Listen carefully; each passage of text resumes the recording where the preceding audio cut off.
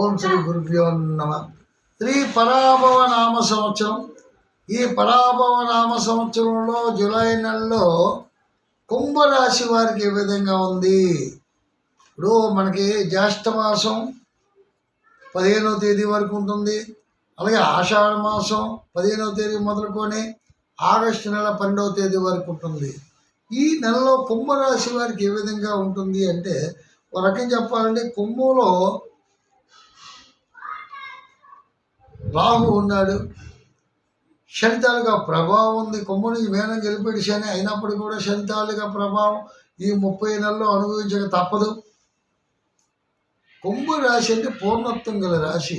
శని అంటారు, శని ఏం చేయడు వాడి కుంభరాశిలో ఉన్నవాడు. ఎందుకంటే చాలా ప్రేమ ఎక్కువ. కుంభానికి స్వచ్ఛార్థం శని అతి ప్రేమైనటువంటి పొందిక ఉంది. అయితే ఇక్కడ రాహు ఉన్నాడు, శని కంటే డేంజర్. శనిని ఇప్పుడు కూడా మీరు ఇబ్బంది అనుకుంటారు, కానీ రాహు చాలా ఇబ్బంది చేస్తాడు. ఎలా చేస్తాడు? అకారణ కలహములు, మాట పట్టింపులు, తలసిన కార్యములకు ఆటంకములు, చేయు వృత్తి యందు ఉత్సాహం ఇవ్వడు. వ్యాపారమునందు ఆశించినంత లాభము పొందలేకపోవుట. వ్యాపారం మనం చేస్తాం, ఎంతైతే ఆశిస్తాం అంత లాభం పొందలేక ఉన్నాం. మార్పులు, కొన్ని మార్పులు వ్యాపారంలో ఎన్ని రకాలుగా మార్పులు చేయాలి, అన్ని రకాలుగా అవతపడుతుంటాం డబ్బు సంపాదించడం కోసం. రుణములు చేయుట. రుణం అన్నది తప్పదు. ఆ రుణము తాలూకు లోడే పెరిగిపోతుంది. పాత బాకి తీరుతుంది అంటే ఆల్మోస్ట్ ఇంకో బాకి వచ్చేస్తుంది.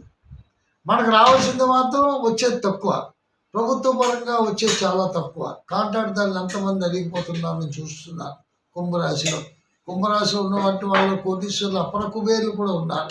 వాళ్ళు కూడా ఎంతో బాధపడుతున్నారు. ఇలాగంటే అలాంటి బాధలు కాదు.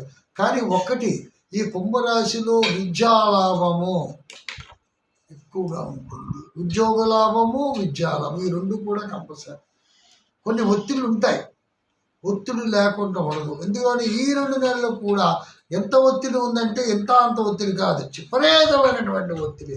ఆ ఒత్తిడిని తట్టుకునే శక్తి కూడా భగవంతుడు మనకి ఇవ్వాలని కోరుకుంటున్నాను. కోర్టు వ్యవహారం యందు అపజయము. ఇక్కడ కోర్టు వ్యవహారాల్లో కూడా జటిలతో ఉంది, ఇబ్బంది కలుగుతుంది.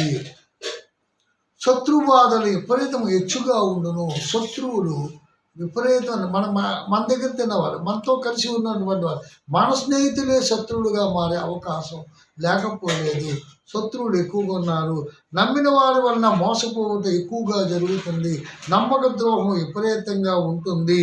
కుటుంబమందు కలహములు, విపరీతమైనటువంటి ధన వ్యయము, వాహన ప్రమాదములు ఎన్నున్నాయండి. చోర భయము, కుటుంబ కలహములు, ధన వ్యయము, వాహన ప్రమాదము, చోర భయము కలుగు. అంటే ఇది యావరేజ్గా గోచారంలో వారు రాసినటువంటి పంచాంగకర్తలు వాళ్ళు క్యాలిక్యులేషన్ చేసుకొని శని ప్రభావాన్ని లెక్కేసుకొని రాహు తాలూకా ప్రభావాన్ని చూసుకుంటూ రాశారు.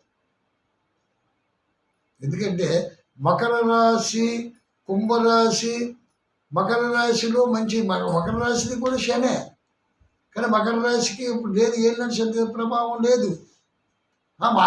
మాకు ఉంది, వాళ్ళకి ఒకటే కదండి, అది తప్పు.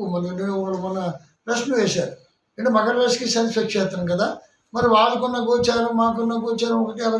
ఇవ్వండి, నక్షత్రాలు మారిపోతేనే దశలు మారిపోతే, అంతర్దశనాదులు మారిపోతారు. అవన్నీ గోచారం వేరు, ఈ గ్రహచారం వేరు. గోచారం కొంతవరకు పనికొస్తుంది. కుంభరాశిలో ఒకటి చెప్తున్నాం, రాహు ఇల్లంత వరకు ఇబ్బందికరంగా ఉంటుంది.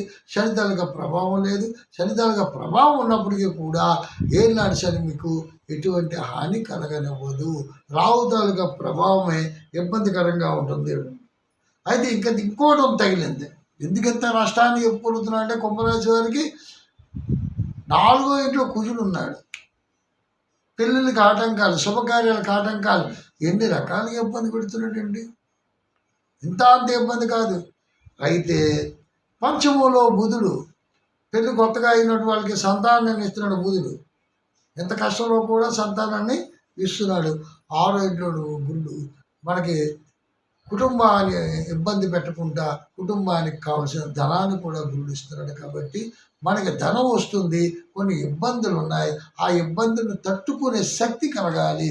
కాబట్టి స్థిరవారము అనగా శనివారము స్వామిని మనసారా వెంకటేశ్వర స్వామిని గోవిందనామ సంకీర్తన మనసులో చేసుకుంటూ ఆలయ ప్రదక్షిణ చేసినట్లయితే మనకున్నటువంటి ఏదైతే కష్టం ఉందో, నెగిటివ్ ఎనర్జీ ఉందో అది పోయి పాజిటివ్ ఎనర్జీ మనం పొందగలము. దైవానికి మించిన శక్తి ఇంకెవ్వరు కూడా ఇవ్వలేరు. కాబట్టి దైవాన్ని ఆరాధించండి, మంచి ఫలితాలు ఆశిద్దాం. మళ్ళీ మరో ఎపిసోడ్తో ముందుకు వస్తాను. అంతవరకు సెలవు. ఓం శాంతి.